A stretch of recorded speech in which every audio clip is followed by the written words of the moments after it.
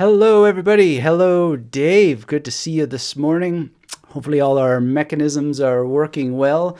It's wonderful to talk with you about The Only Skill That Matters, the most recent book by my good friend, Jonathan Levi. And what I want you to know, let me know in the chat if you can actually hear me. Everything's working. But Jonathan didn't ask me to do this, and he had given me a copy before to create a blurb for, and I did that very happily, and so excited to see him put out this book, but he doesn't even know I'm doing this. So he is my friend, in full disclosure, and we've known each other for many years. Absolutely love the guy. Going to share with you some of the reasons why, but I do recommend this book, and it may not be for everybody, but I think it is for everybody, because if you're really into the memory techniques, the memory tradition, what you need to do is continue, as I always say, is to take it one sip at a time. Study these techniques, implement what you learn from what you study, and then practice what you learn with information that improves your life. And what better information than more, quote unquote, of the same. But it's never the same, because we know that difference is always what happens, right? Repetition is difference. It is the mother of difference. And so we need to constantly improve our skills again and again and again by revisiting and renewing and accumulating and accreting value through repetition. So Sean is in the house. Good to see you, Sean. Thanks for checking in from Jersey. Nicholas is here in Wisconsin, and absolutely love to see you all. Thanks, Dave, for letting me know that I'm audible. If you're here and you're new, hit the thumbs up. If you're here and you're old, hit the thumbs up. If you're here and you're middle-aged, hit the thumbs up. However long you've been around, let me know in the chat where you are in the world, what you're doing, what you're thinking. If you're watching the replay, get involved in the discussion below. And what else do we got to cover? Well, we're going to talk, hopefully, at some point here about the Amorfati coin and some notes. A bit of time pressure here today, but I wanted to get in a live stream this week because it just doesn't feel like a week without a live stream, right? Nicholas is here. Thanks for the kind words. Again, it's the same Nicholas. Thank you for your kind words. Really appreciate it. And Dave says, are you guys practicing the Memory Palace? Absolutely. And I've got some things I want to say about Jonathan's take on the Memory Palace today. And really, to get started, one of the things I love about this book is the fridge metaphor that Jonathan gives. So, make sure you're typing in the internet there, the only skill that matters, and help him out by training the algos that humans care about this tradition and his book. But there's a really powerful metaphor of the fridge in here, and a point about fairness and the lack of fairness in that we don't learn enough about how our brain works. And it's complicated, right? So that fridge there, just a simple square. But as he points out, if you were to look at the manual, well, you could spend your entire life reading manuals about fridges. They're just thick, dense books, fans and coolants, and just imagine the underlying principles that underlie the things that go into making fridges. All the international trade considerations, yada. And then there's Freon or whatever all these words are about the environment and so on. And it's just like, it's really complex. Information is complex, and it can be stupidly boring, right? And our brains have to deal with that. But if somebody would just give us a simple manual about how to operate our brain, all of that information would be easy, fun, and so elegant an experience to learn as much as you possibly needed. Now, I'm going to really stress that point about making it simple, making it fun, making it elegant. And Jonathan does an amazing job of showing just how easy that is. But before we get started, and I really want to say, thanks to everybody active in the chat. If you are joining us, say hello, let me know where you are in the world, what you're doing, what you're thinking, and make this an active, vibrant session, because it's a lot more fun, especially for people watching the replay. To watch all the chat stuff going by, and we really appreciate that. Now, just as a couple of announcements, housekeeping, as Sam Harris would say on his podcast, I recently did an interview with Alec here on aphantasia Meow, and so you would have seen in our community tab a link to that. I don't have the link down below for you for that today, but look it up because we're having a very, very interesting ongoing discussion. And it seems like I made a little bit of a Twitter storm here. So if there's time at the end, we'll go deeper into this because there's some lessons here that I think are very, very valuable about just the nature of Twitter. And as I say here, in response to their response, which I really appreciate their response, and I'm very grateful for it.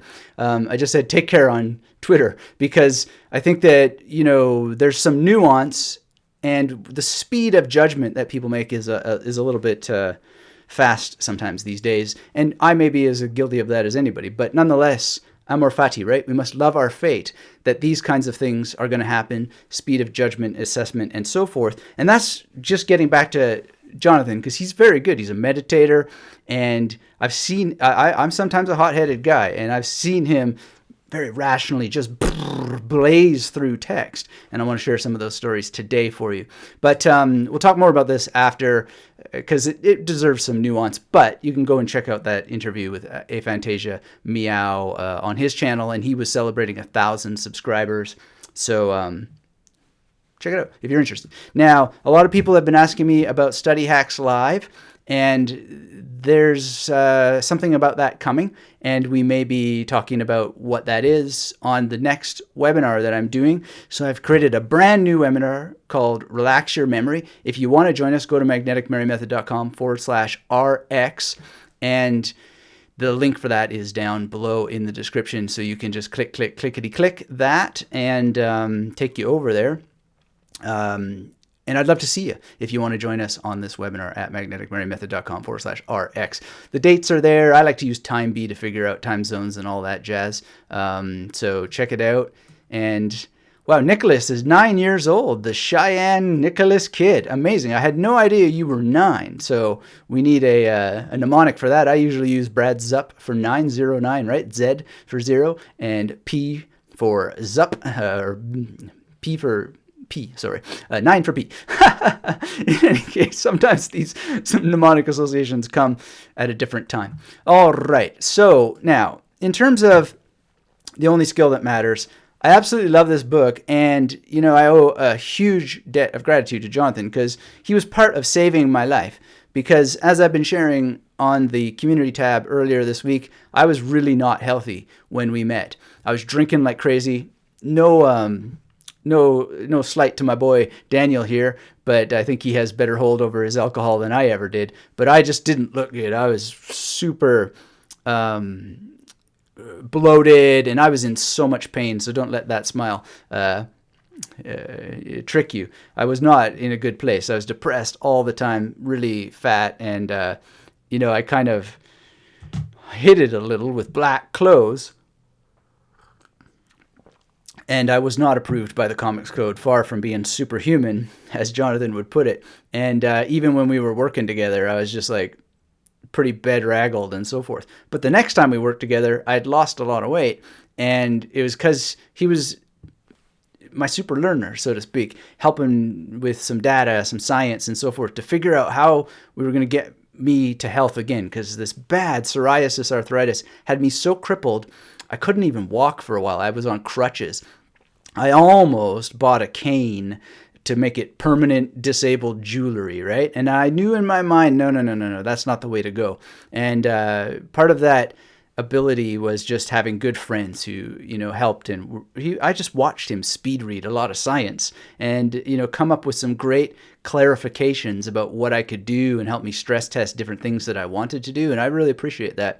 And it's just a proof of concept watching a guy read so much stuff and just go a little bit of this, less of that, and help craft a plan. It's really great. So if you want the classic back of the sports magazine before and after, I mean, maybe this is exaggerated a little bit by the angle and the massive microphone, but I was quite fat. I was roly-poly, let's say, and it's exaggerated by the beard, etc. But now this is not exaggerated. That's going to the gym with great excitement, using gyms as memory palaces, of course, but just that's the superhuman pose if ever there was one, right? So thank you to Jonathan for helping me reading so quickly, giving me the data that was needed there, and really enabled so much better health. I'll never forget it. And, if you want some of these skills for yourself, I highly recommend that you get yourself at least the free trial of his training. And I'll put that link in the chat for you at magneticmarymethod.com/SL. And using that link really helps my work as well. So appreciate if you use that to sign up for the free trial and get his stuff. Amazing. And get the only skill that matters. So that's really the story of transformation that he helped enable, and it was really powerful. Manuel is here from South Texas. Great to see you, Manuel. Thanks for saying hello. If you're just joining us, hit the thumbs up. Let me know in the chat where you are in the world, what you're doing, what you're thinking, what's exciting and new for you. And there's a number of concepts in this book that I really, really appreciate. And I love this quote that he has. He's talking about using the memory palace. And basically, he says, would I use the memory palace for everything under the sun? And he says, no. If it's just a couple of names or a couple of random facts, that would be like scaring off a bully with a hydrogen bomb. I just absolutely love that. So I was trying to look up his memory palace that he made for his TED Talk, which with a little coaching from me was something that I helped him create a little bit. But I didn't have time to hear if I had permission to use his memory palace drawing or not. So I just popped in another Magnetic Mary Method student's memory palace that I do. And maybe one day he'll share it on one of these live streams with us. But in any case, it was really, really nice to be involved in the memory palace for his TED Talk that he gave. And that's where you'd want to use a memory palace to be sure, perhaps, because even then, talks can come off as a little bit stilted when you're reciting from memory. So word for word you can do, but point for point, I generally prefer. And in the masterclass, my masterclass, there's actually a little mini training on giving speeches, and I talk about how to structure memory palace journeys that are point for point for point, so that you don't sound like you're, talking off a script. Can sound very stilted. I had a training coach actually who taught me about being better on camera, and he said, look, I know you can memorize this stuff and you obviously, have fun in doing it, but you look like you're reciting and not delivering, not performing, not being intimate with your audience. So you save the memory stuff for some other thing and just perform based on, something simpler. Be more off the cuff, be more engaged. And ever since, that's how I've done it. Even though I could memorize the stuff if I wanted, it just comes off more natural, more smooth, more engaging, etc. So there's different ways to memorize speeches that enable you to be flowing and fluid and so forth. The only catch there is that I often just get on a tangent and blah, blah, blah, blah, blah, which is what it is. So, you got to pull out the old Amor Fati coin again. Love your fate, because you will face it again and again and again. All right, David is here from Tennessee. Good to see you, David. Thanks for saying hello. If you're just joining us, hit that thumbs up. Let me know where you are in the world, what you're doing, what you're thinking. And so the point here is, and it's a great point from The Only Skill That Matters, is that part of your skill set is knowing what tool, when, where, why you should use it, how you should use it, should you use it at all, etc. Very, very important. And he gives you some good ideas about decision parameters. So I love that. Very, very wonderful example from someone who uses the techniques having decision parameters, right? Having a means of deciding, when am I just going to use mnemonics as such, as I sometimes think of it, throwing them in the void, or when am I going to use a memory palace? I sat with Jonathan. I remember we were in the police station one time. Why were we in the police station? Doesn't matter, but I sort of have a memory bubbling up. But we were in the police station for some reason, and I was, doing some recall rehearsal, memorizing some words, and I remember we were just talking about it, and we were at one of his dinner parties too, and I'm just like so into the memory palace, and tashbets, I remember that was one of the words. Anyway, it was so much fun just to revisit it as we speak. But the point is that I may be often scaring off a bully with a hydrogen bomb, as he says, where sometimes you could be a bit more looser and relaxed. And then other times, all of us might need to settle down and buckle down and get the memory palace technique planned and prepared. And that's what we call the principle of preparation and predetermination in the Magnetic Memory Method Masterclass. We just don't necessarily know when we should do which. And so we develop that through practice, and we develop it through consistency. But in terms of that robustness of the techniques, another point that I really love in The Only Skill That Matters is that these techniques is the mnemonic nuclear option. I love that, because when you really dial this down, when you practice it, when you make it a discipline, it really can be nuclear. So we've just seen so many things. If you go to either of our testimonials pages, you just see so many incredible stories of people who buckle down, they figure it out, and they just memorize information en masse. And it's very, very well enabled when you have those principles of predetermination and preparation on your side. So I absolutely recommend that you get as much information as you can, including The Only Skill That Matters. Make multiple resources your goal. Remember, study, implement, practice, one sip at a time, SIP. Very, very important if you really want to not only master these skills, but have them as something that you return to throughout the rest of your life. And Jonathan reminded me of something in the next point that's very, very important and powerful for you, which is that speed reading, he says, is sort of like walking on your hands. So, it's a really cool thing. It's great for every part of your body. I actually can't walk on my hands, but just knowing a little bit about fitness and health and going to the gym and all that stuff, you could just tell, like, there is a sort of walking on your handedness to it. And you know that it's going to engage way more of your body muscles, etc., than walking on your feet. And walking on your feet will always be easier than walking on your hands. So you got to take that into consideration. But we talked a lot about speed reading on previous live streams, and I've given you opportunities to learn it from him. And if you follow the link down below to his free trial, you can learn even more about it. And I encourage you to do so because it's a very interesting and powerful skill. And he goes into the science behind it, his views on it, his takes on it. They're a little bit different than mine, which is great. That's fine. We need comparison. Comparison is good, very, very good in the world. And keep that in mind. He's very clear about what this skill is, how it compares to walking, for example. But here's the thing, and this is something that I discovered many, many years ago, and I will share the source where I discovered it because it's a very unusual place to learn a speed reading technique. But nonetheless, you might get a kick out of it. You got to jump around. Jumping around is a great skill. And a lot of people think you have to read books from beginning to end, etc., etc. Now, we sometimes call it pre-reading. We sometimes call it priming. I prefer priming. He mentions pre-reading in here. I believe that's the term that he's using throughout, if memory serves, and I think it does. I like to use the word priming. Nonetheless, I didn't get it from speed reading. I remember at York University, I used to walk around, and there'd always be this guy handing out pamphlets, and he was giving a speed reading course and so forth.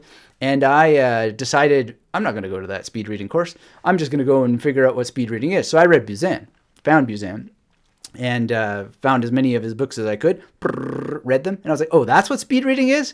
Give me a break. Roland Barthes has been talking about this for years. If you read SZ by Roland Barthes, he says, why would you read a book from beginning to end? Whoever said that was what you needed to do? This is critical theory. This is philosophy. And when I read this, I was like, damn, he's right. What the heck am I doing reading books from beginning to end? So, speed reading is not necessarily anything that has to do with speed reading. It's a textual consumption strategy that has been in existence outside of the world of speed reading for a very, very long time. So pre-reading, priming, etc., etc., etc. It's a lot of what Gary Halbert called fighter pilot attitude, I think, which is, total excellence, which means that you're going to master a book. You're going to dominate a book. And Roland Barthes had said, there's no tyrannical police who are sitting there forcing you to read a book in this way or that way. You could read a book in multiple ways. So, you want to read Bart, especially Death of an Author. I would suggest you cross-index Death of an Author with, or Death of the Author. Have to check my memory on that one. It's got to be the Death of the Author with What is an Author by Michel Foucault. And some of these guys are being poo-pooed right now. Yeah, maybe their politics were bad. I don't know. I don't care. They have great tools for philosophical thinking. And if you can get past your like-dislike monster, if you can get past the political pendulum swinging monster and just read the philosophy as such, there are great tools, and they're being ignored at the expense of philosophical la-di-da stuff that is always going to be there. It ain't going away. So he says, release yourself from the tyranny of the linear reading structure, because the author isn't there. The author isn't there to tell you that you must read this book this way or that way, right? For all intents and purposes, you are the author as you are reading. You are re-authoring the text, right? Now, there's a catch here, though. And the catch is no cherry picking, right? If you want to be thorough, you don't get to just cherry pick and say, well, the butler did it. No, you've got to absolutely know the material. And this comes back to what we might talk about with that aphantasia discussion, because they were cherry picking, I believe. And look, I'm as guilty of it as anybody else. We do it from time to time. But that's why I said, be safe on Twitter, because I'm reading right now The Technique of Thought. And there, you made a claim about this, that, or the other thing. Well, no, I didn't, and they must have been cherry picking something if they thought that I was making a claim. I was just having a discussion, and the technique of thought is very clear about some of the problems that are coming when people are throwing around the word science, when what we really mean is sciences. And again, I'm as guilty of it as anybody else. I say science, science, science, science, but what we really mean is sciences.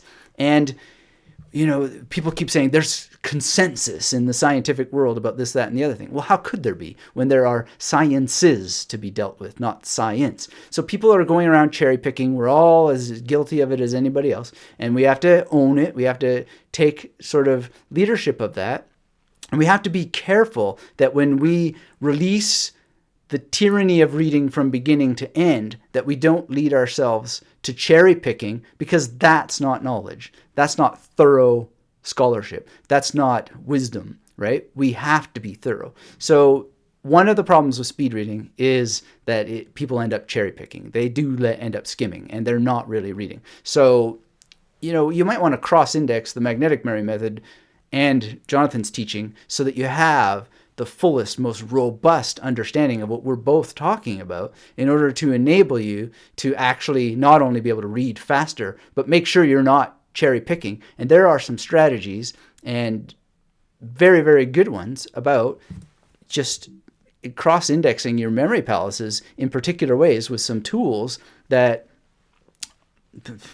they look like this, and they're very, very powerful. So check that out if you like. Nicholas says, I like your cup.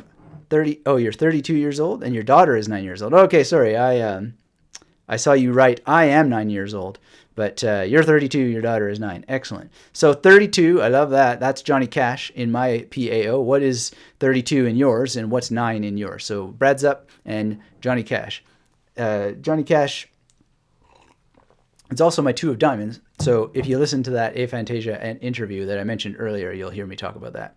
All right. If you're just joining us, hit the thumbs up. Let me know where you are in the world, what you're doing, what you're thinking. And just to review, you can definitely skip around. That's definitely a very, very good learning strategy. But the cost is cherry picking that leads you to being a person who's just like blah, blah, blah, random facts, etc. And you haven't woven any of it together to be substantial knowledge. And we all have this problem in today's day and age, because we're just like a little bit of this from Twitter, a little bit of that from Facebook, scanning dual path readership, where we're just reading the headlines, we're not really reading the text.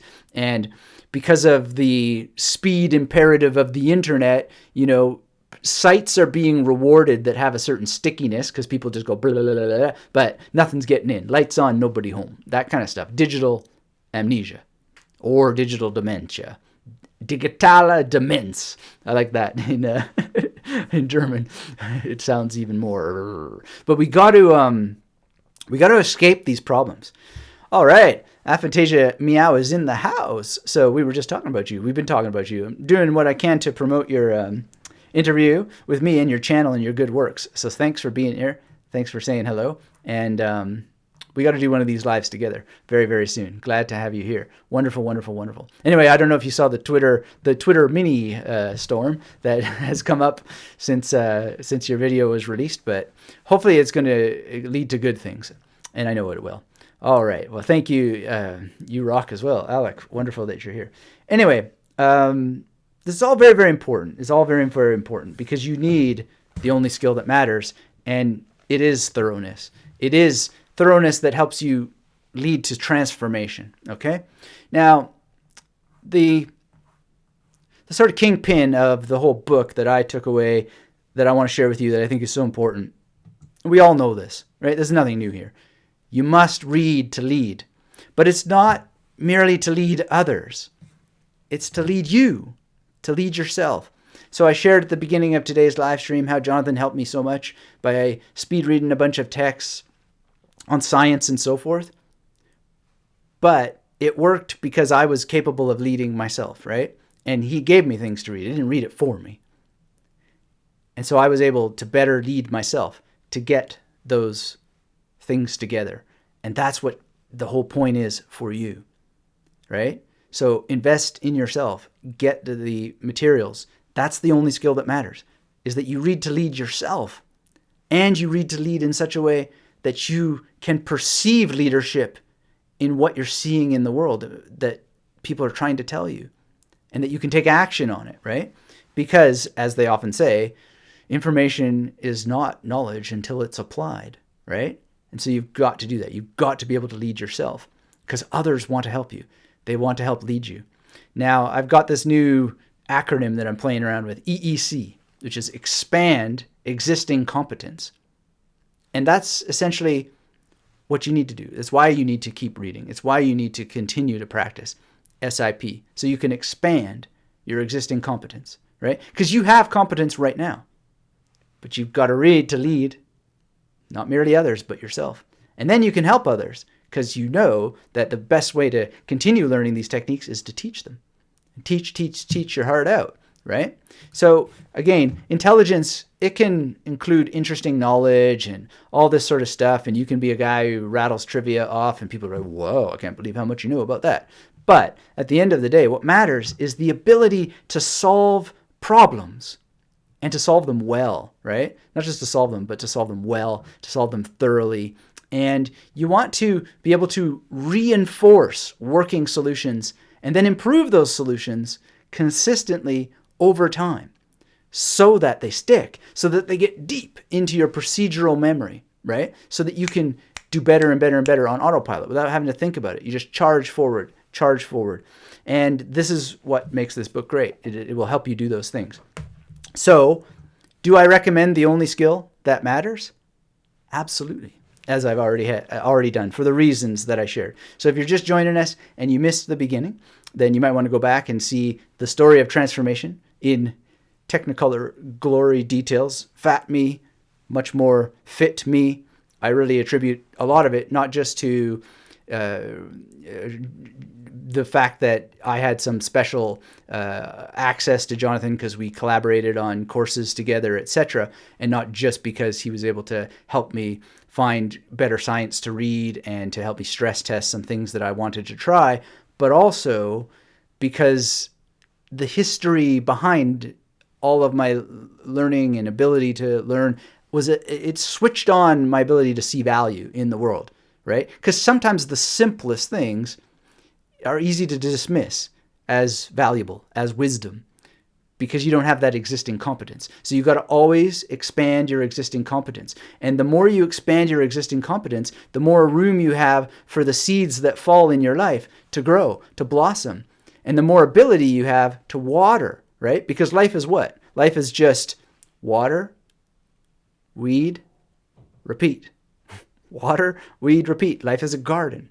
It's this massive process of again and again and again, water, weeding, and repeating. And you want to be continuing to expand your territory and then be capable of watering and weeding and repeating, right? It's very, very important.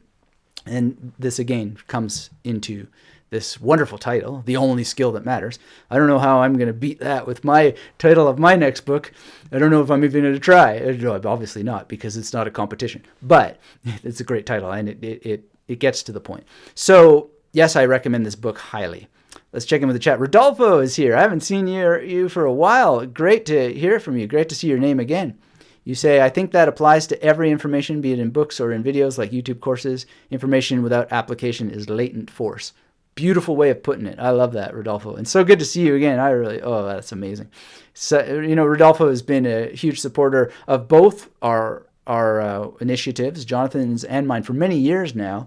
And it's just so wonderful to see names that I recognize, and especially when you've done so much to help make this work possible. As you can now, if you're joining us now, hit the thumbs up if you haven't already. Let me know in the chat where you are in the world, what you're doing, what you're thinking. If you have any questions or comments, things you want to say, this is the time. Pop them in the chat. Let me know just how things are going for you. And don't, we know we have that classroom effect. Hey, you got any questions? Everybody's got questions, but only one hand comes up. See if you can't find your existing competence and expand it a little bit. And if you've got something that you want to ask it. Or you can ask in the in the discussion below the replay, which is also great. I usually am able to get back to everybody. And so this is one thing to consider, is can you expand your existing competence? Very, very important. So Rodolfo asks, how are you doing, my friend? Well, I'm doing great. Things just seem to keep getting better and better and better. And I remember my former father-in-law. Can you imagine that? I should stop calling him my former father-in-law. How do I distinguish my first father-in-law? Yeah, that's better. So my first father-in-law, he once told me, and I was so depressed I couldn't believe it. I couldn't get it through my head. He just told me that. He said, life just keeps getting better and better and better. And the guy's like approaching his 80s. And I'm just like, how is this possible? But he's so super positive all the time. And I really, really believe it. Now, because I've started to see it. And again, I got to thank Jonathan for his role in helping enable my transformation. He didn't do it for me, but he was kind enough to help me with the research. And when we get on our chats, we're always talking, and he asks, how's your health, etc. Still going to the gym, bam, bam, bam, bam, bam. And I got to show him a video one time, all the pull-ups I can do, because I think the last time that I was there, I was maybe doing 2 pull-ups, and then I was done. Now, I strap extra weight on. But I got to be careful, though, because I pulled something here recently, and I've had to take a week off the gym and sleep a little bit differently so that the rotation cuff or whatever it is can heal better. All right. So thanks for asking, Rodolfo. How are you doing? I'd really love to hear more about what's going on in your world. Nicholas says, this is Cheyenne speaking. Can you talk more about speed reading?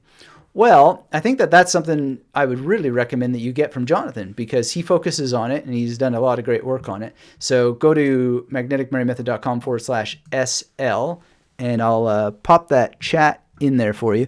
If you want my take on speed reading, please go into the masterclass, go to the master plan. It's really video 3 that does the most with how that I approach speed reading. Again, I showed you the Roland Barthes source.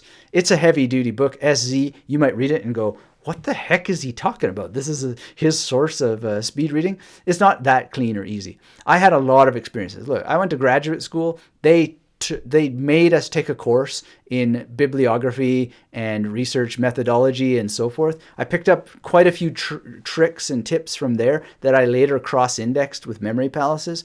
So I know a great deal from my experiences that have expanded my existing competence, that can expand your existing competence, but it's still different than speed reading. So I sometimes tell the joke, I actually call it slow reading. It's not slow reading. It's actually very, very quick. But we pause, we slow down, we assess, we use some priming tools in order to essentially make mathematical predictions and calculations about how we're going to treat different books. And it's just a wonderful, wonderful process.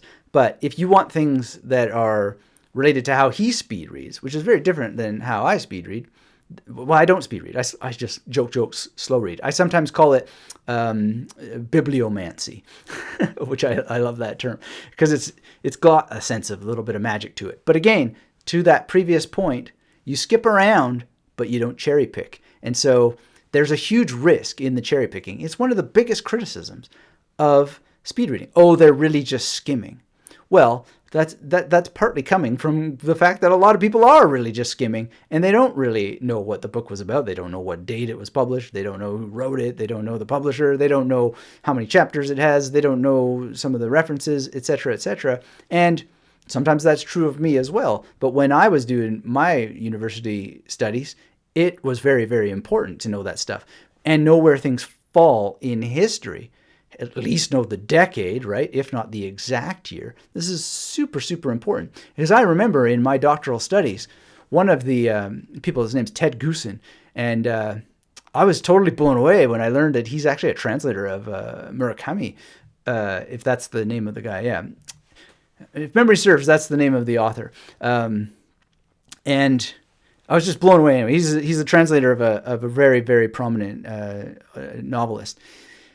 Oh man, he said to me, where does all this stuff that you're talking about, boy? No, he didn't say it that way. But he said, where does all this stuff that you're talking about fit in modernity? And so then that's a question of, do you know your history? Do you know the dates of all the things that you're talking about? I remember another question I had was, what's your philosophical, critical, theoretical grounding here, right? And so knowing where the pieces fit is not just about the contents of the books, but their historical frame, when they appear in history. That matters a great deal. And it helps you be able to speak pointedly, intelligently to what's going on, because you can cross-reference and cross-index, so to speak, how that things move together. So just as a quick example for memory fans, it's an interesting thing that, I mean, I don't have any solid conclusions here, but it's very interesting. It is thought that Shakespeare's Hamlet comes out around 1600. And that's the year that Giordano Bruno, is burned at the stake. And some people think that Shakespeare based or was influenced on his construction of the character of Hamlet after Bruno, right? Now, those enable kinds of thoughts that are interesting, because then you could go and look and go, well, what would the Fulk-Greville equation be here? I don't think that Fulk-Greville wrote Shakespeare, but nonetheless, you could think of that, and you can think other things of different figures, like Matteo Ricci, etc. If you know those dates, and oh no, well, we wouldn't want to talk about Matteo Ricci, and could they have ever crossed paths? And oh, what about this, that, and the other thing, and so on. So it's really, really important that you have this, not just what the book says, but when it said it, right? And you might want to work that out on paper as well as you're writing. When you structure your books, or when you structure your writing, your essays, so that you might not talk about things in historical order, but you then at least have a sense while you're writing of where that fits, and then memorize it, so that if you're ever in an exam situation, like you're getting a PhD or an MA or whatever, and you have to defend what you did, you don't have to be like, oh, well, what? No, you just say, well, that was in this year, and it was said in this book, and that's important because it wouldn't be for 2 more years until so-and-so said whatever they have to say. That really, really matters. It matters in many, many contexts, not just if you're getting a PhD. It matters all the time. Every day, I would argue. It can save your life. All right, let's check in with the chat. Rodolfo says he is awesome. He can vouch for Jonathan's courses. I've done it, and it is cheap for all the value that it provides. I've used Anthony's masterclass to sleep better and learn French, Japanese, Korean, and Chinese. So it's pretty awesome. That's great to hear, Rodolfo. So yeah, I mean, both Jonathan and I have often thought these 2 courses work well together. And so I would encourage you to do as Rodolfo has done, is put them together. And Nihan Bang, good with your Chinese. Awesome. That's great to hear. Wonderful, wonderful, wonderful. Great. So thank you for that, Rodolfo. I really appreciate hearing from you, and good to see your name again. And let's make sure we can meet again more often. All right. So I highly, highly recommend The Only Skill That Matters. If you're just joining us, if you have any questions, thoughts, things you want to talk about, rock and roll. And as some further updates here, let me say that some news about the Study Hacks live session and the next iteration of the program is coming up soon. And I would highly recommend that you join us on our upcoming webinar, which is at magneticmemory-method.com/RX. You can sign up. Hope to see you there. We're going to talk about 3 ways to relax your memory so you can study more, study faster, without all the irritation of the lizard brain constantly interrupting you. You can turn that stuff off. And I want to, again, say thanks to Alec at Aphantasia Meow, and check that video out. I shared it in the community tab, and I hope that you'll really join that discussion. Be active, support his work, because he's doing great things. And this Twitter storm here, this little mini Twitter storm, can you substantiate your claim that aphantasia can be cured with scientific evidence? Well, we didn't make claims that I remember. I don't know if Alec is still with us now, but I don't remember actually making claims. It was, I think his video actually, well, let's go back. It says, is there a cure, right? It was a discussion about this. So I'm very concerned that response is part of that cherry picking problem. Again, I'm guilty. We are all guilty of cherry picking and not really going through the substance there. So this is not pointing a finger at anybody, but I entered this in the spirit of discussion. I certainly have my view and bias about it, which we have talked about. I talked about it before. I talked about it from the very, very beginning. The last thing that I want to go viral is, or mini viral, is some kind of fetching over this topic. We just want to help people. And this is super, super important. So as they're saying here, it is likely you are helping people with low vividness abilities and not those with aphantasia, according to our research. And great. Anybody interested should follow up their link, and please do.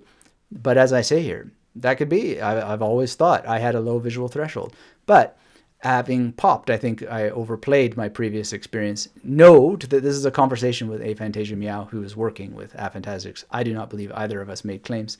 Take care on Twitter. And we all need to, right? So again, not pointing fingers at anybody whatsoever. And if I am, it's at myself, because the last thing that I want, I mean, this is an interesting topic simply because we have huge opportunities right now in the world to speak with each other better. And the barriers to speaking with each other better are quite obviously that a lot of us don't have the only skill that matters. Not just the book, but also what that title means. And we're going to need to figure it out. And as Lynn Kelly, I think, really provides a lot of substantial evidence for, memory techniques helped us survive lots of droughts and famine before in history, and they may help us survive the drought of critical thinking, the chaos that comes from snap judgments that we're all seduced into because we're high on dopamine. We're so high. And it feels good too, right? It feels good to have the affirmation box go, oh, look, somebody responded to me. Look, I got this many hearts. Or, oh, look, I got this many of that. And I didn't have an extra character to put a heart or whatever there, but I mean it with all the love in the world. Take care on Twitter. Take care everywhere. We all need to stop and think, are we saying what we mean? Are we meaning what we say? Stanley Fish has some knowledge on that for you. So I would look him up and make sure that you say what you mean and mean what you say. And love your fate that you're not always going to be able to get that across. Amor fati, my friends. All right. So if you're just joining us, hit that thumbs up. Let me know where you are in the world, what you're doing, what you're thinking. If you're watching the replay, please get involved in the discussion below. And I will let you know that we're doing a webinar, and it is on how to relax your memory. And it's going to be 3 very powerful tips about how I relaxed my memory so that I'm able to just enjoy the ride a lot more and be able to not take things so seriously, but be serious when things need to be taken seriously, but in a spirit of play and fun, and being able to remember what you want to remember and let go of the things that you don't want to remember. That's a very good skill to have in life. And I encourage all of you to get that. So you can join us at magneticmarymethod.com/RX if you want to get registered. We have a fun time every time that we meet and go into the serious training, focused and having wonderful opportunities to talk about these strategies, these skills, and be able to really get more out of life because we are relaxed. We are relaxed. I was so delighted to see that the Systema people, or Systema as I like to try and pronounce it in Russian, have, like Vladimir Vasiliev has a new initiative where a monthly video is coming out, and I was able to get that, and I'm just so excited to be able to study again, even if it's through video, just go through the fundamentals of breathing and relaxation, and I'll share some of what I learned on this webinar at magneticmarymethod.com/RX. All right, so let's get up our only skill that matters on the screen again, and I really highly recommend that you grab this, read it thoroughly. I hope that some of the points that we covered today help you pick out more details from it, because it's a very empowering book. And one thing I like about book reviews myself, and you can let me know on the replay or now if you like what you like about book reviews, but I like how book reviews allow us to just pick out more details. And sometimes I read them before, sometimes I read them after. And Jonathan has this concept, I don't know if the term is unique to him or how that it emerged, but the concept of brute force learning. And it's, again, expanding your existing competence by a bit of pre-reading or priming and then following up. Follow-up is a huge, huge thing in all of this discussion, and it's really, really important. So please make sure that you are following up and being thorough. And when you're reading, be prepared with a strategy for how you're going to complete that book, how you're going to read it, and then you can have much more speed because of that preparation, having a strategy behind how you read.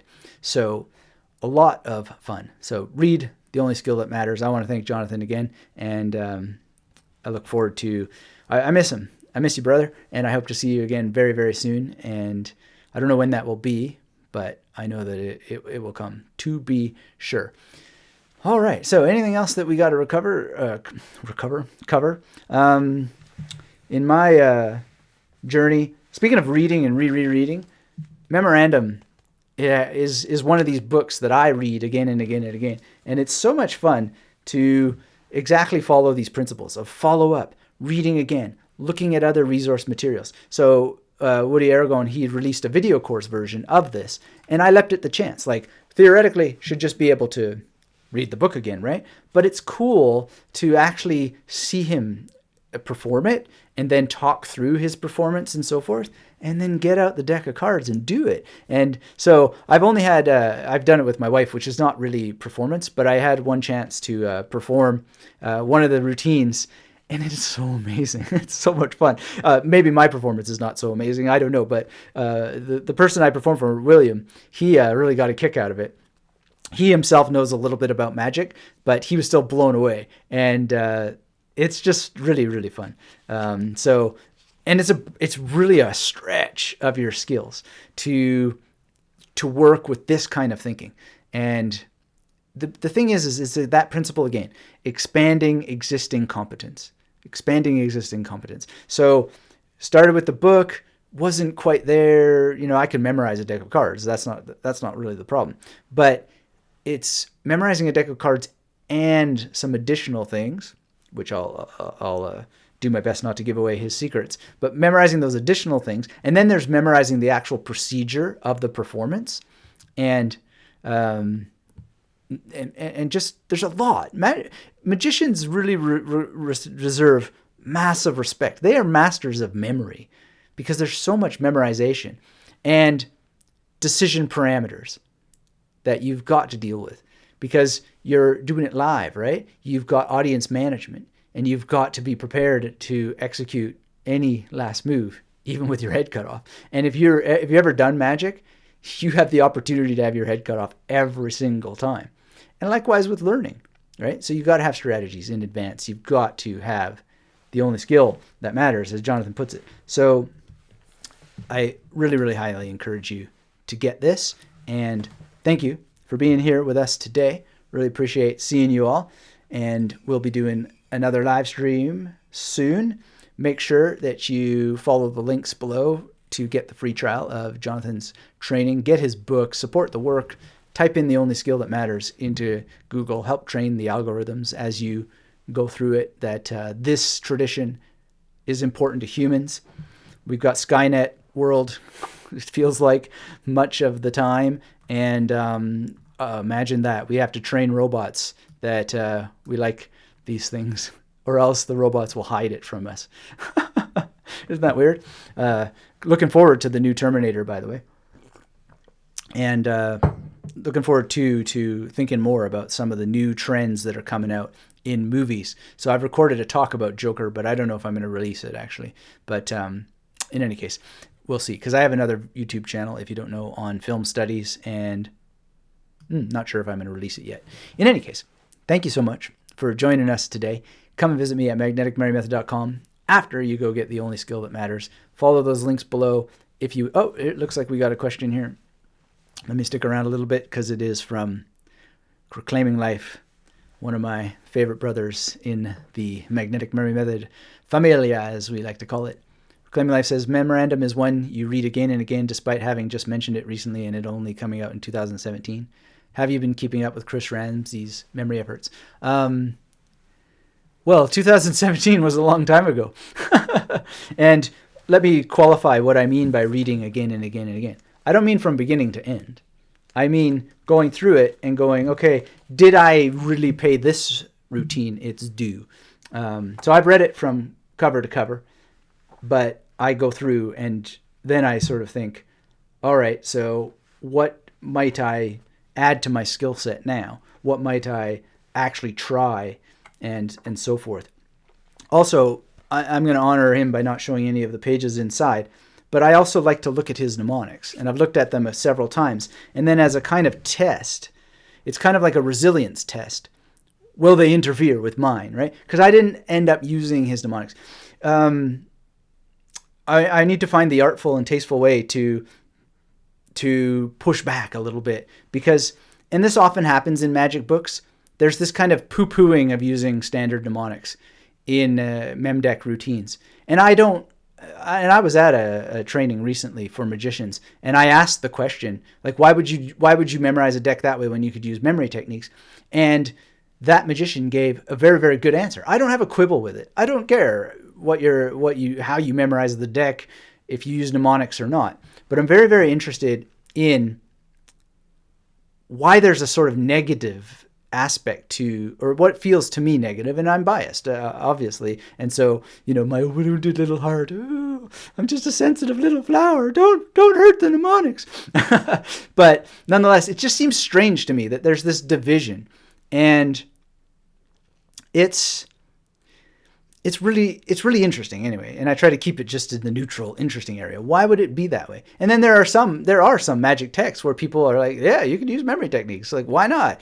So it's a weird division. And actually in the whole world of mnemonics, at the history of the mnemonics, if you know it well, and you've done your good homework on it, there's this argument that's been going on forever about natural memory versus synthetic memory, or artificial memory, artifice, and so forth. Bruno says very, very clearly, you're just kidding yourself if you think that these aren't natural. It can be as artificial as you want, right? But where does it happen other than in your head? And your head is a production of nature. So there's no artificial technique, right? It's kind of a matter of preference. I think there's a little bit of primacy effect. So maybe the influence of Juan Tamariz is evident with Aragon's stuff. I don't know. It doesn't matter at the end of the day. I'm just very interested. Like, why is there that sort of need to comment on that mnemonics are somehow bad or whatever? In any case, I myself would never memorize a deck without. I tried Tamariz's way, 9 of diamonds is da da da, and then da da da. It just was painful. Didn't work. And then it's just use memory techniques. It's done. So, but I like to look through his images, see if they combat, see if any of them rub off, right? I don't know if mine would rub off or not. But what's neat is that at the end of the day, I got it done. And it's expanded my existing competence. Now, in terms of Chris Ramsey, I have been following Chris Ramsey for a long time. There's a book, Magic is Dead, and I highly recommend that you read that because it's sort of about, it sort of follows Chris Ramsey around, and it's really, really interesting. So check that out. I mean, it's about a couple of figures in the magic world, and I haven't watched it yet, but I've seen that there's some videos that he's been doing with Nelson Dellis, which is great. So what do I think about it? I think it's great. I just don't know to what extent that he's using mnemonics or not. But really, if we're going to be intellectually honest, mnemonics just means memory strategy. It just means how you got stuff memorized. So do it this way, that way, whatever you like. I mean, do we need to get into shoegazing, chin-scratching intellectual debates? Sometimes, and I'm sure that I'm guilty of encouraging them from time to time. But at the end of the day, what matters is that magical moment that you create for people. Whether you're doing magic, you're memorizing their names, you're speaking a language, the outcome matters. And you being the best possible self that you can be. And unfortunately, there are people out there who want to just have gripey, grumpy conversations. I know I like to have them sometimes too. And I've had them more in the past than in the present. And I hope to have a healthy amount of them in the future where it's useful and relevant, and catch myself in time before it gets unhelpful and unuseful. But amor fati, love your fate, right? It's not merely to bear what is necessary, but to love it, right? So that's on the other side of the coin from Nietzsche. So yeah, I think it's super important. Let's see what you say here, William. Thank you for this conversation and our conversation yesterday, by the way. And again, I don't know if you read my follow-up email, but I can see where I may have been a bit confusing. But I think if you read it, you will see that I wasn't saying what it seemed at all, and in no way did I intend to do that. I would, though, say that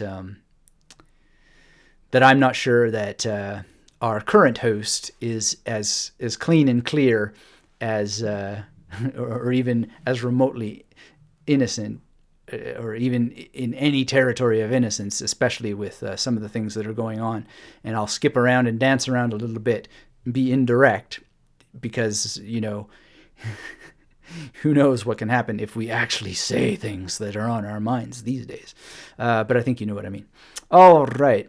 The panopticon is strong. Hopefully, the evil Dr. Forget will not hold on to this too long, because I think it's ultimately the evil Dr. Forget that is to blame here. So, could be Winnie the Pooh, but I think it's the evil Dr. Forget. And obviously he represents more than one guy. And that's the point, right? It's actually all of us at the end of the day. If you're going to really, I think, be intellectually honest, we've got to call a spade, and then we got to figure out how we're going to get together, and we have to sort of maybe amor fati, that we might not all ever get on the same page. And so goes Samsaram. All right. So, respect for keeping the art of illusionary magic occult, secret, hidden. Indeed. And it's a good thing to practice. And maybe some more in memory as well, perhaps, because Bruno certainly went out of his way to keep memory techniques hidden, and I've not done that. And I don't know what's right or wrong there. It's an interesting moment in human history and the nature and status of human intelligence. But as I say, none of it's free, right? It's always going to require your time, your attention, your focus, etc. And if you really want to accelerate it, you're going to invest in yourself. No shame in that. All right, so Bruno had things right when he viewed the memory and the outcomes of the mind and manifestation as interconnected. Yes. Bruno was right about a lot of things, and he's fun to read. Reclaiming Self said, I had mentioned that book to you before you had read it. Oh, do you mean this one? It's possible. I don't know. I get many, many recommendations, so that's totally possible. But I know that I had read it. I think that Magic Magazine was still alive then, but I may have read the review in Genie. I'm not sure how they pronounce that, actually. Is it Genie or Genie? But in any case, I think it was the review in one of those magazines before I went out and got it. I'm doing a long-term project in Memdeck at the moment. And it is a very long-term project indeed, and it accretes detail over time, but I've got to revisit Mnemonica, and there's a couple of other texts that I haven't even seen held in my hands, but it's a very, very interesting thing, the whole Memdeck routine world. So I got to dig deep into it, and then of course perform more, because it is actually, when we talk about expanding existing competence, it is the scariest expanding of existing competence, so to speak. It's not really scary.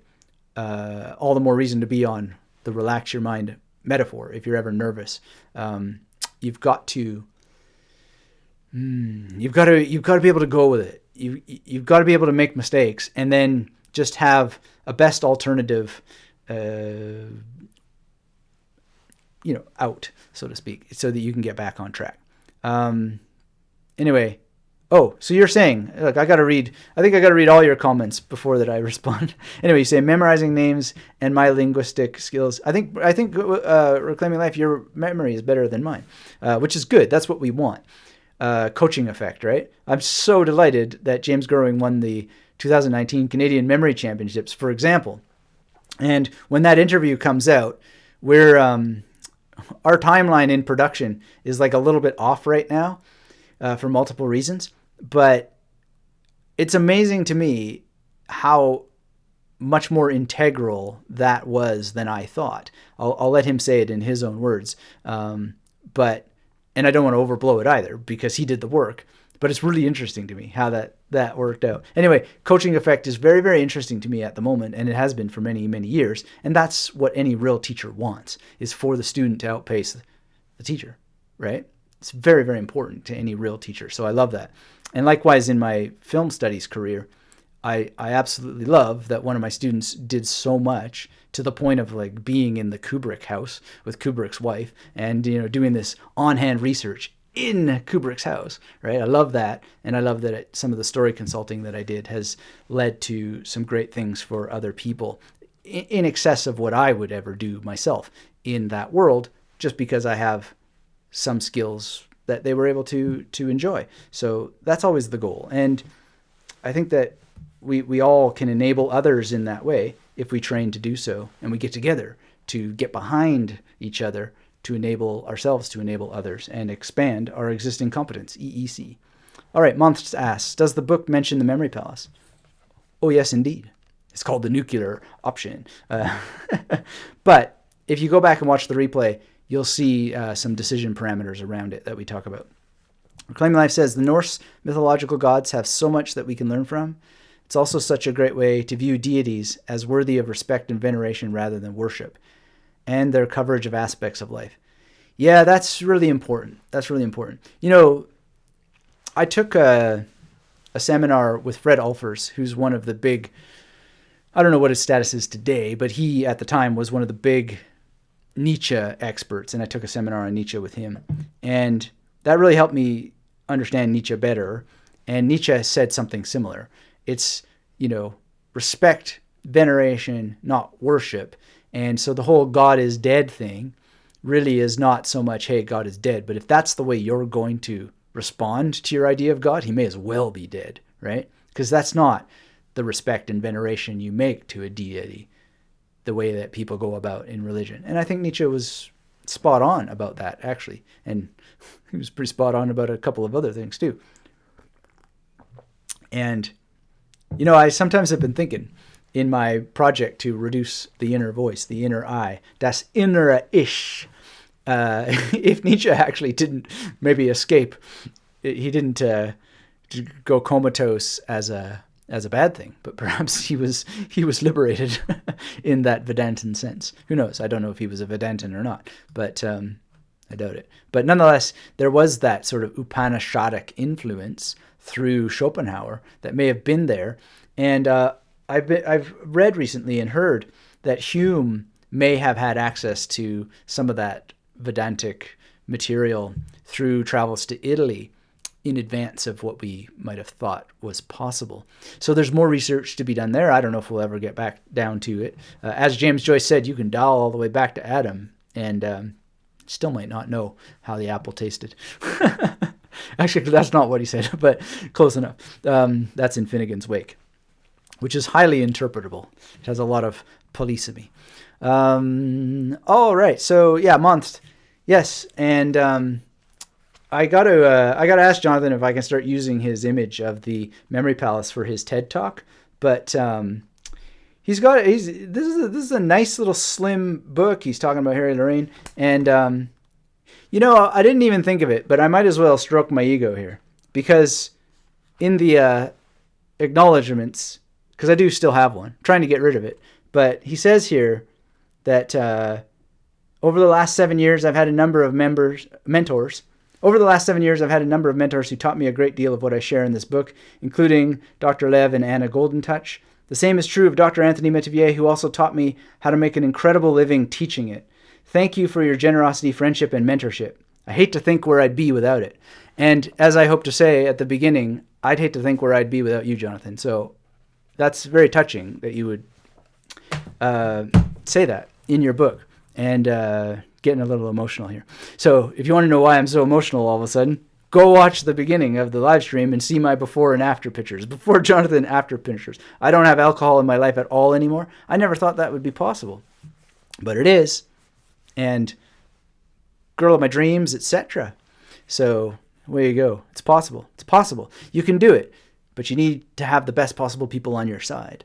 And you can get accessibility. You'd be surprised. Jonathan even has a course on how to get accessibility to people, if you want. So you might want to check that out. Check out more of his stuff. I should get a link for that for you for next time. Anyway, he's a good guy. He's a very good guy. And so is his team. So, we all have a hard burden to bear. Well, we do have to bury our burdens, so that's maybe an appropriate parapraxis there. But we all have hard work to do. The internet is complex. Even if this was brick and mortar businesses, it'd be super complex. We do the best that we can, and we always strive to improve. And I've seen him improve his stuff so much over the years. And, it's that thing about student outpacing the master. I've still got a lot of work to do, but a lot of my improvements have been directly from it. Look, these colors, Jonathan chose those colors. He figured out the magnetic Murray method colors. I don't know if you know that, but he did. It's just incredible. He's behind so much of what I do. Like this, the font, everything. Those are things that I didn't have to take those suggestions, but those are a gift from him to me.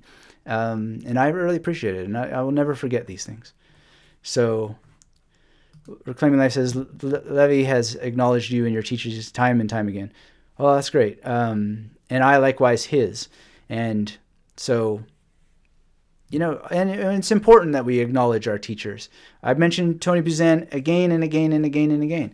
I think he gave me this Warrior of the Mind emblem to bind me closer to the tradition, not to stroke my ego, but we help each other carry on. Likewise, I don't talk about him that much, but I will in the future. One of my first mentors, he was an artist, and he made this character, Mr. Death, and this pin that says, "Catch you later." And if you look him up, he went by the artist name Man Woman.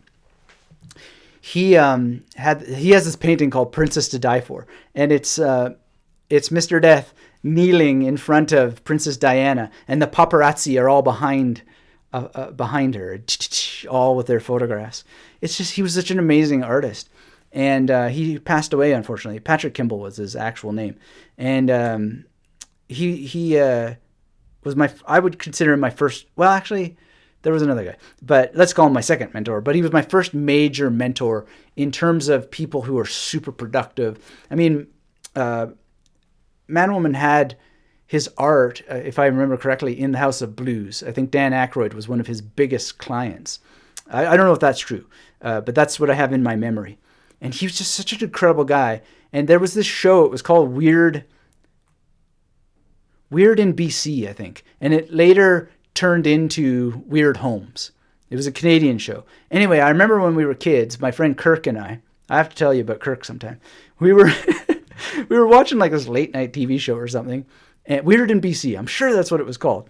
And they went to Man Woman's house and they were showing all his art, this long-haired hippie artist. And I don't know, somehow Kirk got on the phone with him. And then later, I remember calling him up. And we were just also long-haired kids, lost in the world. And there was this artist who was so successful, making books, did stuff on his own. He was like DIY, you know. And we really liked that aesthetic. I mean, Fugazi was my jam when I was a kid. And all that stuff about like, this is not a Fugazi t-shirt and, you know, never charging more than $6 for a show and so forth. I think it was $12 by the time that I finally got to see Fugazi in Toronto. But like we were in that thing. We're going to do this ourselves and no one's going to stop us and we're going to do it our way. And Man Woman had been so kind to me. He came. I was able, when I became president of the English Undergraduate Student Association at York University, now that's a long story, I was able to secure funding to get him from Cranbrook, where he lived in BC, to Toronto. We had cheese and wine dinner, and he came. He talked about his art. He read his poems, and he had a great memory. Like, he knew his poems. And I remember going to see his daughter in the opera. Anyway, many, many memories are bubbling forth. But mentorship is so important, so profound, and we got to acknowledge our teachers. Learned so much. I learned so much resilience from him. That guy took so much heat. People didn't understand him. They didn't, like, he's just a radical pop artist. He was like the Canadian Andy Warhol, but he was on fire with a message, and nobody understood it, or very few people understood it. They didn't get it because it's a bit radical, a bit extreme. And maybe even risky mention in it in some sense. But in any case, he was just a beautiful human being and so profound. And he took young people under his arm and enabled them to be the best possible self by showing them what art really was. I remember going to visit him and seeing his paintings, some of his final paintings before he died. Just amazing how he evolved his art over his career. Oh, I miss him so much. Anyway, he used to dress up in this Mr. Death uniform, and he would go in the Cranbrook parade, and he would have this Fred Astaire sort of dance, and he would say, "Catch you later," just like it says on this pin here. And isn't that true? Isn't that the truth? He was a warrior of the mind. I don't know if he knew Tony Buzan. Maybe he did. Tony Buzan was in Canada, in Vancouver, not far from Cranbrook. Maybe they knew each other because he was a warrior of the mind. Tony Buzan was a warrior of the mind, and you likely are a warrior of the mind too, or at least you could be. Austin is here from Montana. Excellent, excellent. Good to see you, Austin. Thanks for saying hello. If you're joining us, hit the thumbs up. Let me know where you are in the world, what you're doing, what you're thinking. Claiming Life says when we simply boast on ourselves and our abilities to others, they will look at us as nothing more than prideful. When we look to others to expand our knowledge, people view what we say so much higher. Paraphrasing so much of the Have 'em All. Oh, I don't know the Have 'em All. Got to check that out. So much to read, so much to see. I appreciate you saying that. That's true. And you know, we all have our egos. And one of the conclusions I have in my new book, where, you know, the whole name of the game is how can you eliminate your ego or reduce it? It's not so much about eliminating it. It's like, how can you have peace with it? How can, you know, that Nietzschean sort of thing of the return, the myth of the eternal return. If you were doomed to live the same day again and again and again for the rest of your life, which is sort of feeling like what it is, you know, at the moment, there's a little Groundhog Day aspect to my experience. I don't know about yours. But if you were doomed to do that again and again and again, what could you do to make sure that it was actually paradise, as close to paradise as possible, you know? And we are going to live with our egos because we're going to need acts of will in order to make it if we ever were cursed to live the same day again and again and again and again, to have it be as blissful and as powerfully happy, and maybe not happy, but eudaimonia, flourishing, and just continuing to flourish. And if we're not in touch with our teachers, if we're not in tune with our teachers, if we're not honoring our teachers, we're lost. I mean, Vedanta, for example, makes it very, very clear that not only must you honor your teachers, but you should honor your parents. Forgive your parents, honor them, take care of them, regardless of what they did, because they were your teachers. If your teachers ever did you any harm, forgive that harm. And if you can't find anything good in what they did for you, then, still forgive it and let go. And likewise with yourself. Forgive and let go, because you are your teacher. And that's what I hope that you would understand. One of my big takeaways from The Only Skill That Matters is that you've got to be the leader of you, right? And if you aren't going to lead you, good luck leading anybody else. As William says, it's worth rereading again. When we simply boast on ourselves and our abilities to others, they will look at us as nothing more than prideful. When we look to others to expand our knowledge, people view what we say so much higher. And the problem is that there's certain people who actually, they don't see that as nothing more than prideful. Some people are really attracted to that alpha, me, bam, bam, bam. And we see examples of that, and I don't need to name any names. I think we know who they are. And I used to have this t-shirt that said, "Only sheep need a leader." That was from the great Canadian band No Means No. And it was the shirt for the album Wrong. And on the back, "Only sheep need a leader." And so that's the problem, is that we're not all on the same page. Your quote is exactly right, but there's a component of society who just want the empty, substanceless braggarts who, have nothing to say, nothing useful. But at the same time, it's there. We just have words: nature, science, evolution, etc. It's there. Maybe it serves an evolutionary purpose. Maybe the churning process needed it now in order to move things forward. Maybe there is no forward. Maybe we're not going anywhere. Maybe this just is what it is.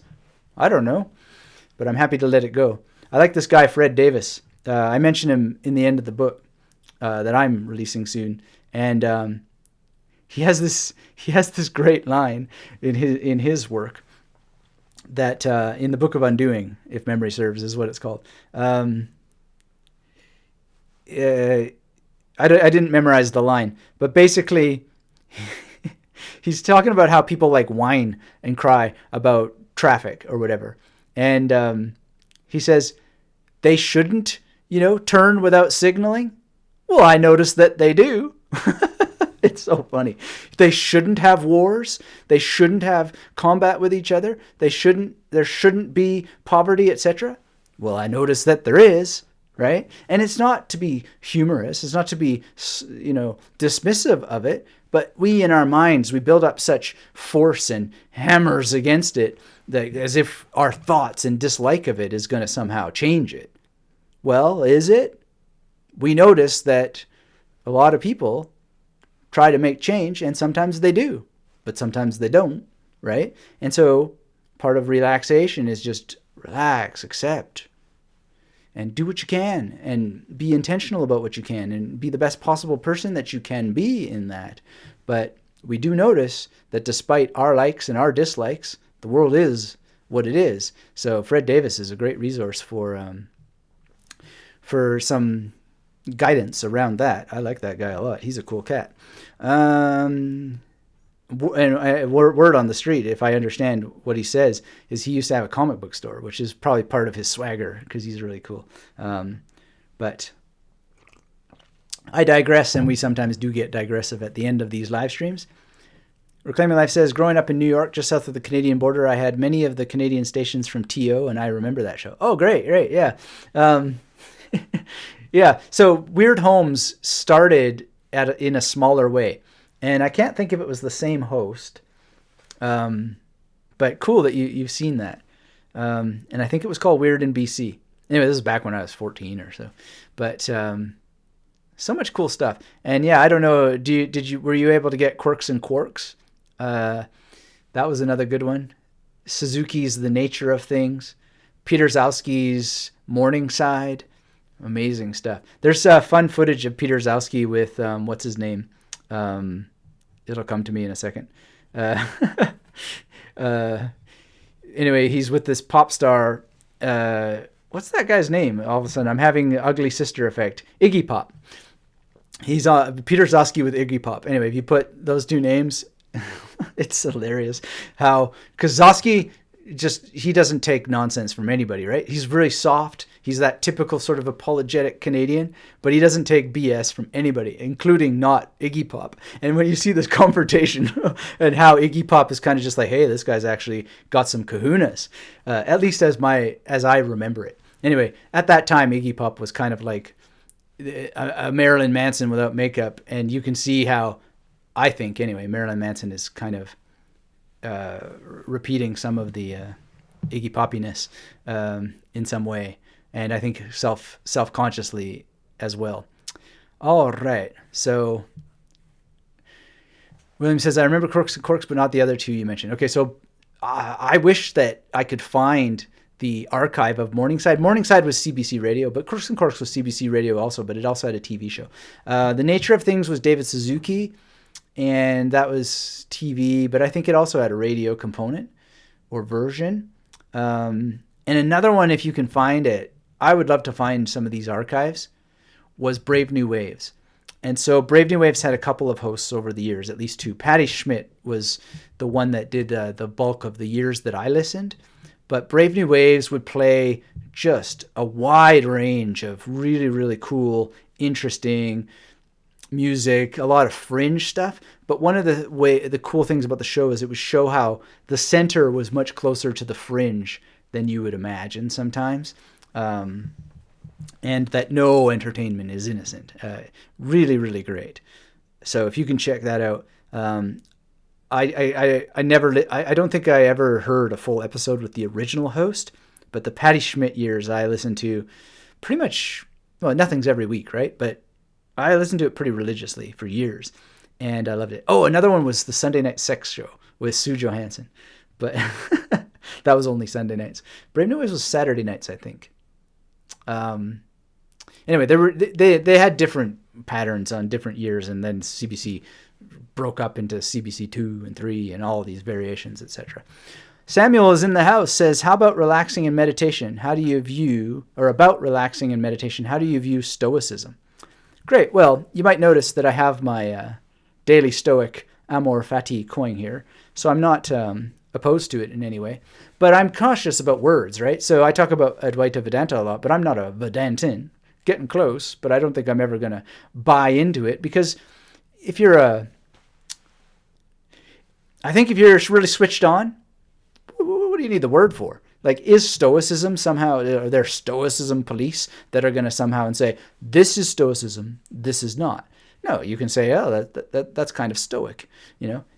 So what I think of Stoicism is kind of irrelevant. What do you think about it? And how do you make it useful? How do you make your own frames around the terminology? And I don't want to be a relativist, because I'm not a relativist, but there's wiggle room, and there's the frame effect. And if you saw my series on the Mind Palace, the first video starts with why your name for this technique matters. And I would say what you call Stoicism matters, right? And so, but the cost there is that you have to have this sort of, to borrow a term from Nietzsche, this Freudische Wissenschaft, which is the science of joy, but real science. You have to have evidence that supports your claims about why that term matters. And then you have the risk that other people might take that term, right? Magnetic memory method, for example, is got elements of Stoicism in it. In fact, one of our most popular podcast episodes ever has the word Stoic in it. And it's an interview with a guy named Chris Huff, who talks about the relationship between language learning and Stoicism and the use of memory techniques in Stoicism and so forth. But magnetic memory method is trying to give you the message that it's about method. There's no system. There's not even a system in Stoicism, to my knowledge. And anybody who says that there is, I think needs to give their head a shake, because you build the system. It doesn't matter what word you call it, right? You can call it this, you can call it that, but there is no system except for the ones you build for yourself. So that's what I think about Stoicism. Great, but I want to know what you did with it. I want to know what you found in it. I want to know how it cross-indexes with other things, and I want to know the robustness of your cross-indexing, which in the magnetic memory method world we call the rhizomatic effect, right? Because your brain has a lot of potential for rhizomatic thinking, which and space, in space, right? So megastan topos aphantagar choris, space is ultimate because it contains all things. So how spatial is the Stoicism in your world? What are its borders? What are its frames? What potential have you put into it? And how have you connected it to other things? What I think about Stoicism? We could talk all day about what I think, but I want to know what you think, and I want to know what you've done with it. And I hope that you'll let me know. And I thank you for the question, really. It's a good one. And I hope you don't think I'm dancing around it or skipping away. But why would what I think about it be relevant? It's a thing in the world, and it has the value that you make of it. And then through practice, you demonstrate to others what you've done with it. And then hopefully you will have the honesty and the integrity to say, it's a piece of the puzzle. These are the things from it that helped me. So with Advaita Vedanta, I'm not a Vedantin, but I've written an entire book of what I did with memory techniques, and it's to exactly do that, to walk my talk here. It says, this is what I learned from it. This is what I did. It fits in the magnetic memory method world, but never forget that method is not system. I'm not giving you a system because I don't believe there are any systems to give. There are only guidance to you creating your own systems. And in the only skill that matters, there's guidance for that. You will find so much guidance. The world right now is overspilling with guidance. And that's great. It's the most amazing thing. But do you have the existing competence to seize it and then consistently follow through so that you can get some more, and then consistently follow through and get some more, and consistently follow through? Or are you shiny new object syndrome, and then never, and you never get anywhere? I don't know. I don't know you, but this is where I'm riffing on your thing. A little bit of Miles Davis here. All right. So, jazz. Live stream jazz. Reclaiming Life says, I always loved the Talking with Americans section of This Hour Has 22 Minutes. I remember listening to Brave New Waves. Oh, what was that guy's name? Rick Mercer, right? Wasn't it Rick Mercer who did the thing where he was out talking on the street? Yeah, This Hour Has 22 Minutes. That's some good stuff. Did you ever watch Kids in the Hall? I love that. The chicken lady. That was pretty funny. Reclaiming Life says, if you're a true Stoic, you garner knowledge and inspiration from all sources and in turn wisdom, even those you adamantly disagree with. It's not just about learning from the Stoics. Great. You said it better than I did. I like your jazz, Reclaiming Life. Scientist Alif Frumi is in the house. Thank you for joining us in our memory palace. Scientist Alif Frumi. We need more science, please. All right, so about relaxation and Stoicism and so forth. Thank you for that question, Samuel. I really appreciate it. I hope I served you with my answer, even if it was a bit discursive all over the place.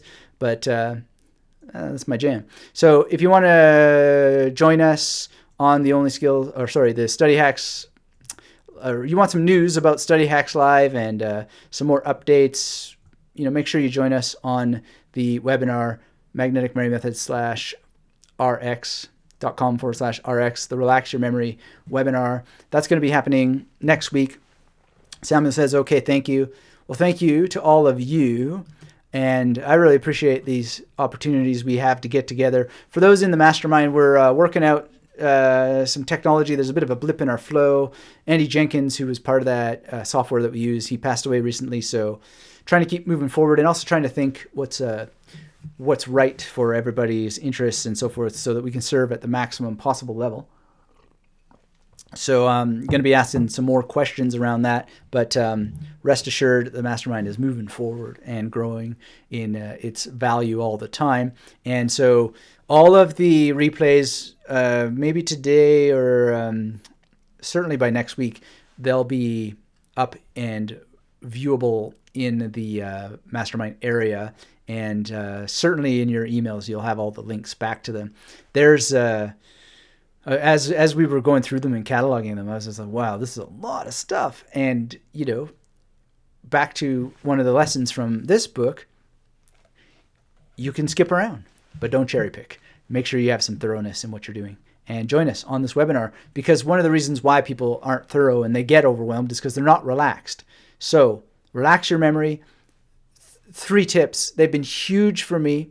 Substantial teaching. So don't, feel like it's going to be a waste of your time, and see if you can't just relax yourself before you come. Move around your muscles a little bit. Relax your jaw. There's lots of things you can do. And come with some pen, paper. Be relaxed. And see if you can't get that monkey mind that wants to skip to the other tab, that wants to check the notifications, etc., to calm down and focus and see what's being really said. Take notes. Make a plan. Strategize. Right? So now your first step is to go to magneticmarymethod.com/RX and join us, because we're going to have a great time. And heck, I'll do it myself if I have to, all by myself. But it never really works out that way. Usually there's lots of people there, and we have a lot of fun on these sessions. Proclaiming Life says, everyone who's here, remember to hit thumbs up for this live to show the bots we want more of it. Thank you for that, William. I really appreciate it. And yes, indeed, we want those bots, not just for me, but for this tradition and anything that you think is valuable in terms of knowledge. Make sure, because we are in Skynet world. The internet is just going to remove stuff. Speaking of which, maybe some of you have wisdom and guidance around this. It's come to my attention that in order to thrive and grow on the internet, I may have to remove some material from my website. And I think that that's a violation of the promise of what the internet is. But the robots want it that way in order to be found. So I'm thinking of a sort of 2-step procedure. One is an opportunity where you'll be able to get some of that material before it's removed, as it was originally displayed. I'm talking about podcast episodes, blog posts, etc. Because I've deleted very little over the years. I've actually gone back and improved it. But all the improving in the world won't necessarily do what the robots want. So we've got to think of a strategy. So there's 2 steps would be there'd be an opportunity for you to have a curated tour through that. Then, very carefully, anything that gets removed is preserved and turned into what essentially would be ebook versions of those aspects of the Magnetic Mary Method blog as it's evolved, podcast, etc. And I, with great regret, would do that. And I'm going to see if there's a way to just avoid that. But it is what it is. The reality is what it is. And so, those of you, and I'll especially listen to those of you who are in the Magnetic Mary Method familia, hook, line, and sinker, what your thoughts are. And we've got to create some kind of, I've always had it, Magnetic Mary Method Ethics Committee, but we need to get more people involved in that discussion, not to create endless arguments and anybody with egos, getting their knickers in a twist if the decision doesn't go the way they like, because it's already not going the way I like. I want the internet to be what I want, what it could have been, which is changing, and it's becoming network television more and more. And it's even dangerous to say that, because you can just imagine the robots scrubbing out any criticism of the robots like that, right? So better be careful here. Now, I'm not so superstitious, but this is the reality. We're already seeing it, right? So we need to think about this, and we need to do it together, and especially those who have supported this all along, to help figure out what's the best possible thing. But again, not in any kind of thing that's going to lead to squabbling. I'm not interested in that. I'm interested in crafting a plan with as much insight. And I don't know what I don't know, right? And you might know some things about how to preserve things that I just don't know. That would be amazing. Mirrors, I don't know. I've done the best that I can to study the internet the best that I could to learn it to be able to do this work. But we also got to evolve. We got to grow. We got to make it so that we can get this on the radar of as many people as possible. And so it might mean some removal, and that might not be a bad thing, because not everything is is all that great. At the end of the day, sometimes it's just me updating you. Hey, I walked down the street and then I memorized some stuff. But if we can curate it and make a nice little journey that it's kind of like a mini course with a a blogging kind of aspect to it. Call a spade, because people are right in sometimes when they make criticisms of books that come out. Well, this is just a rehash of a blog, and I to my knowledge, I've never done that with any of my books. Don't remember ever doing that, and I'm never going to. But there may be some cool ebooks that we could make, and then we just wouldn't call them books. We would call them Magnetic Memory Method Archives or whatever. And we'll see. Anyway, I don't know. There's all kinds of ins and outs to all of this. But I just want you to know that I think about these things. I think about what's right, and I look to the world for guidance, and I listen deeply. And yeah, whatever. We'll do the best that we can, right? And knowing that sometimes we'll make mistakes. Amor fati. So, William says, YouTube will place us all into echo chambers, but what better echo chamber to be put in than one of self-improvement? That's why our views and thumbs up are so important. I want the internet to go back to the late 90s and early 2000s. Heck, for that matter, we could even go back to the BBC, RIC, Usenet days. Yeah, and we may have something that goes in that direction. But who knows? Who knows where this is going to go?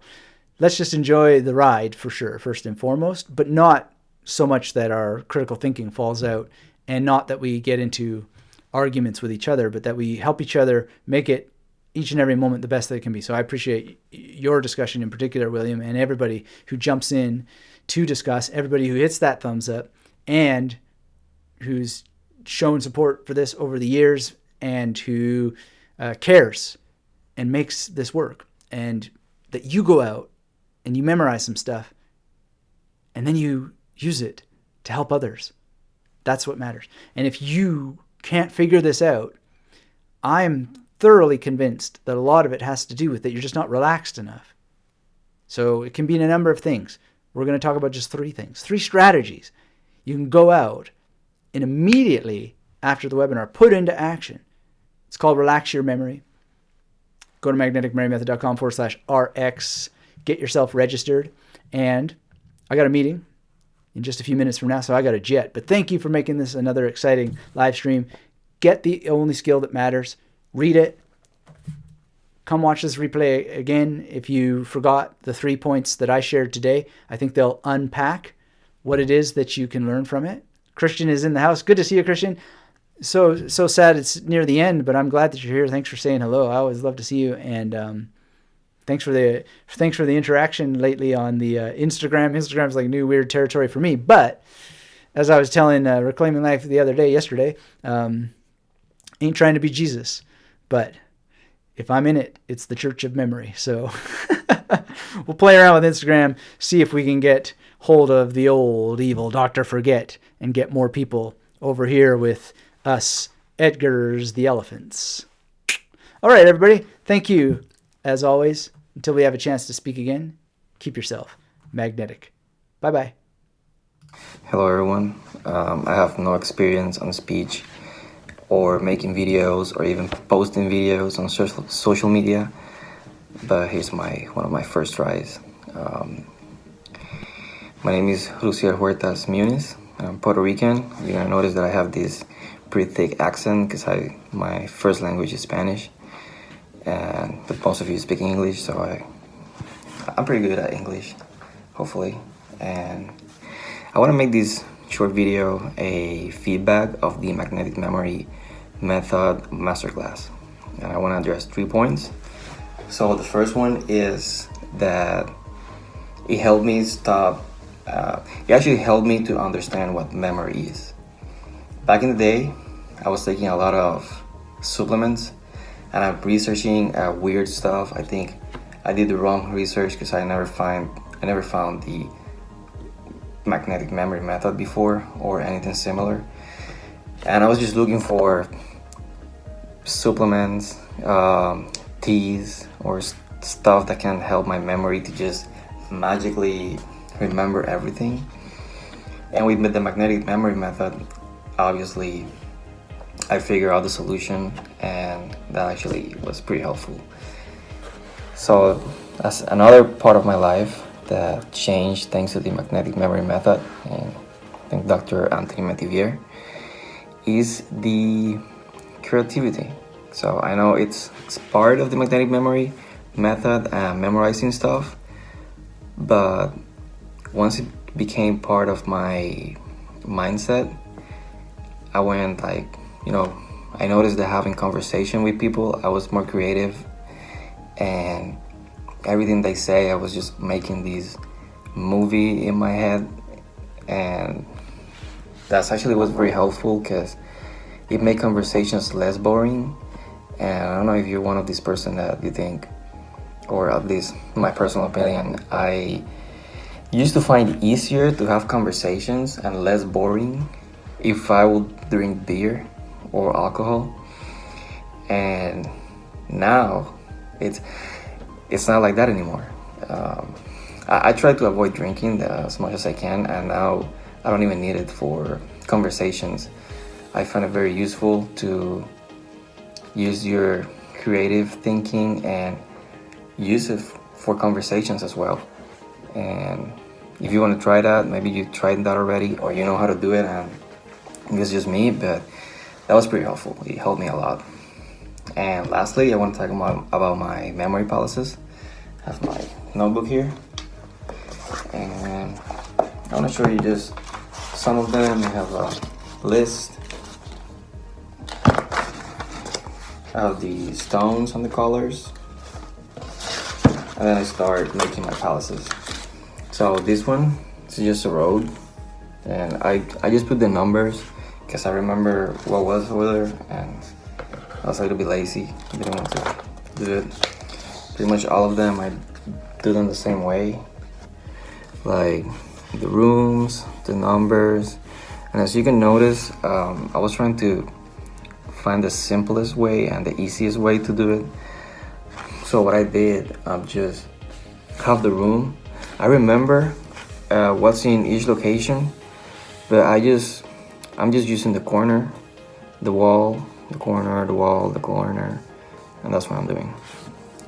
Each palace, until like after a few palaces, I got even more lazy. I didn't put the numbers because I know that it's gonna be 8. And the way I've used them, so this is an example of how I use them. Use the palace, and this is like a clock, like this is 12, 1, 2, 3, 4. Like I just go clockwise on the. It make it easier for me. I used to create a real journey or something, but then I figured out it was easier for me to just go clockwise on everything and go out. And then there's something that I figured out today. So my wife, she told me to go out, a birthday party for a kid like 2 years old, and I feel excited. I was like, oh yeah, it's time to use my name and faces palace. I wasn't like this before. I will try to avoid. I'm also pretty busy studying and try to stay home. But even if I'm not studying, I usually avoid it. But thanks to the magnetic memory method, I'm not like that anymore. And yeah, I went out, and before leaving, I was looking at my faces names memory palace, and I was like, you know what? I want to get even simpler. And I was just, how can I do it? And I figured out, and I did it today, and it worked for me. And if you want to try it, I'm gonna show you what I did. Just looking for a white page. So here's what I did. Just imagine, a memory palace, and you have each room. So what I did, since I know that I'm using 8 stations in each rooms, the corner wall, like wall in the middle of the wall on the corners. I was thinking of something even simpler than that. So what I'm doing now is this. I just think on the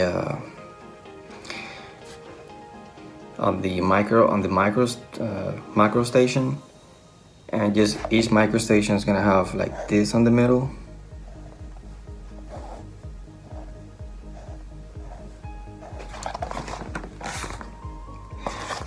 And another way to remember it for me is like, the north, south, west, east, and then these guys over here.